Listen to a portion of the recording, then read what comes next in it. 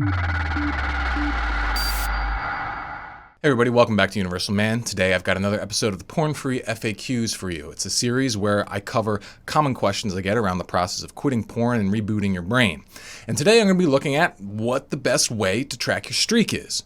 And, in case you have no idea what I'm talking about, when you're going through the process of quitting porn, most guys, they track how long they've gone without porn and masturbation. Okay, that's the typical way it's set up. And the first milestone most people shoot for is 90 days, because if you can go 90 days without porn or masturbation, well, you've pretty much proven that you can do it, and that if you go back after that point, it's a conscious choice. So, and also a lot of neurological healing can start to really happen during that time frame. And so people like to track their progress. How close are they getting? And this is really valuable because you've all heard the adage, what gets measured gets improved. Well, if you haven't, now you have, and it's a very powerful concept. It's like what you measure, if you're tracking this, if you're keeping track of X, Y, and Z, well, chances are you're going to have much more control over that thing rather than if you're just letting it to, run willy-nilly or something like that. If you're actually looking at your bank account, you're much more likely to monitor your spending and make good decisions with your money rather than if you just don't look at it at all and try and hide from the fact, right? Additionally, it offers a great way to provide yourself with self-accountability by having to check in with your streak and update, did you stay another day clean or did you relapse? That forces you to hold yourself accountable, to have to think about it. It's like when when it's in the back of your mind, it's like, if I relapse right now, I have to completely start back down at zero. Well, that can be incentive. That can be enough to keep you from following through and engaging in a poor decision, right? Another advantage of tracking your streak is that it essentially populates your brain with what you're doing. It's easy to forget what you're about when you've built a substantial streak. Sometimes it doesn't even need to be a substantial streak. I hear about guys, they go a week, and then once it comes to the weekend, they say, I just forgot what I was doing. I just wasn't thinking about it. I just, followed my old pattern and I relapsed. Well, if you're checking in with your streak daily, well, you're reminding yourself daily, this is what I'm doing. I'm quitting porn and I'm pursuing a better life, right?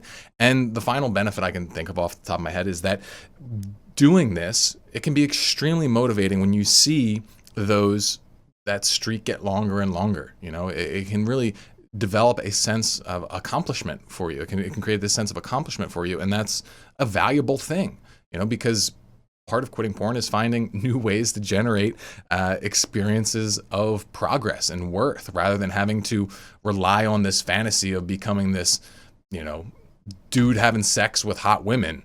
Because that's essentially what you're pretending to be to feel good about yourself. So, building a big streak, it's okay to feel good about yourself, especially if it was hard. When chances are it will be. I just gave you some reasons to track your streak, but there are a number of reasons I've heard for people who don't want to. Okay, and here's what they tend to say. Some people, they say they don't want to feel the pressure and they don't want to feel essentially the disappointment that comes from a relapse. They think they're being kind to themselves because they think, I'm going to relapse anyway. Might as well take this pressure off. This pressure is causing me to relapse.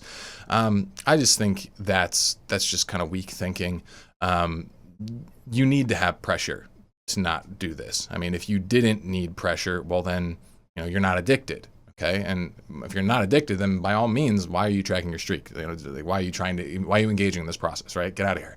But if you are addicted, then you need pressure, and it's okay to have some negative motivation. In fact, I would say it's prudent and wise to have some negative motivation involved in your process, because not only do you want to have the attraction toward the thing that you want, it's good to have some fear and some resistance toward the thing that you don't. Another thing I see is people not wanting to set larger streaks. They just kind of want to focus on small streaks. They're like, I'll take it one day at a time. I'll just aim for the day, or I'll just aim for till this weekend.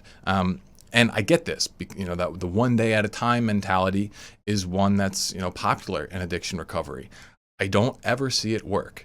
And here's why. I think because in order to really develop the robustness of will necessary to live a porn-free life, you have to internalize the idea that you're done with porn. You have to, wrap your head and heart around the idea that you're done for good. Okay. And to be honest, this can take a long time to accept. And so start doing it now.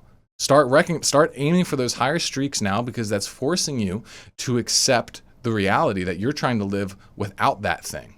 Okay? And it doesn't mean that you can't set smaller streaks as well, and I'll get to that in a second, but you need to have a big picture here. Otherwise, you're just fooling yourself. You're just telling yourself that it's this short little thing, and then often that's all it is. And we don't want that. We want sustainable change. Another argument I hear against tracking streaks is that people say that they're better off when they just don't think about porn. They just ignore it, the process entirely, and they just focus on living their lives. And fair enough, there's a lot of value in that, but again, if you're addicted, then you're going to actually have to invest usually some specific energy in pushing porn out of your life. You can't just focus on everything else instead. You do need to focus on other things. You absolutely do. That needs to be where the bulk of your attention lies. But if you take your eye off the ball, if you take your eye off the thing that you're trying to avoid, if you let yourself forget about what's really going on, again, what I've seen anecdotally over and over again is that these kinds of people, they tend to relapse and they don't sustainably quit porn. So, I mean, you can try it.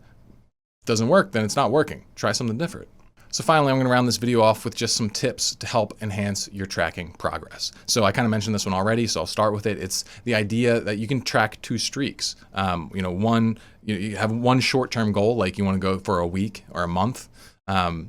Great, hit that. It seems more achievable, more immediate.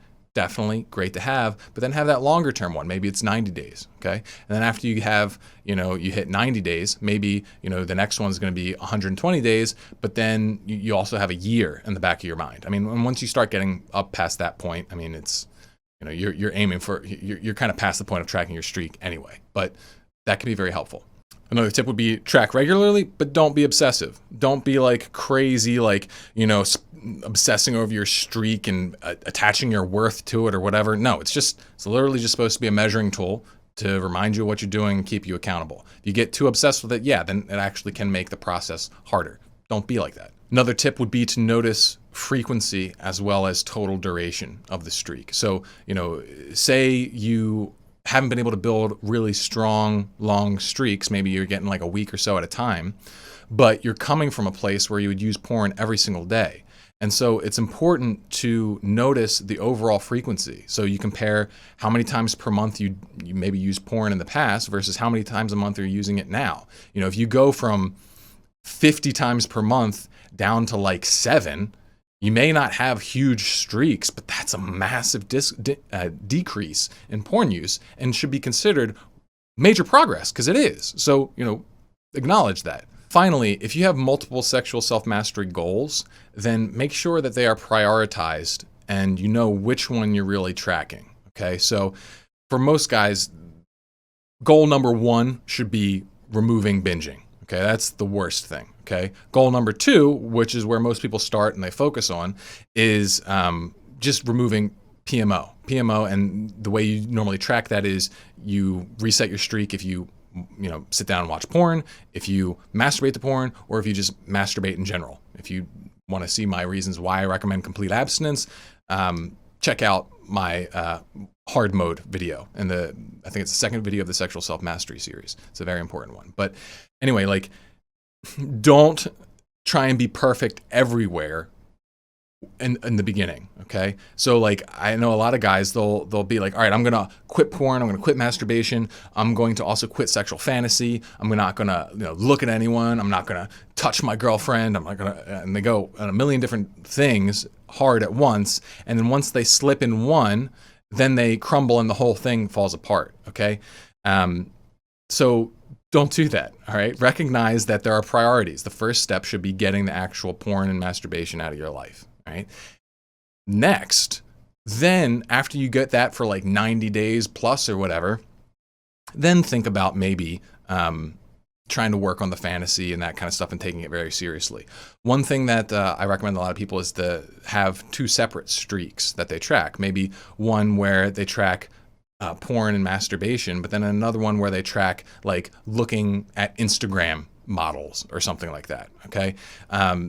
And so they're much more likely to slip on the Instagram model one. And so they separate that because they don't want that to then lead to a relapse on porn. So That's one way you can do it and allow yourself to be a little bit more specific with how you're approaching things, because it's going to take a graduated effort, right? The goal is to completely remove all that crap, but you need to know where to focus and where to really draw that hard line, and I think that this can help. So those are my tips that I have for tracking your streak. Hopefully you found this useful. Let me know what you think in the comments below. Stay sharp. I'll see you in the next one.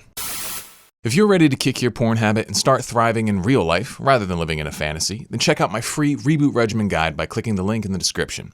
In it, I'll teach you the system of simple lifestyle and habit shifts that I've used to help thousands of guys quit porn and transform their lives. Also, if you want to see more content like this, then you just need to press 2 buttons, the subscribe button and then the bell button to turn on notifications. And if you could leave a like while you're at it, I'd really appreciate it.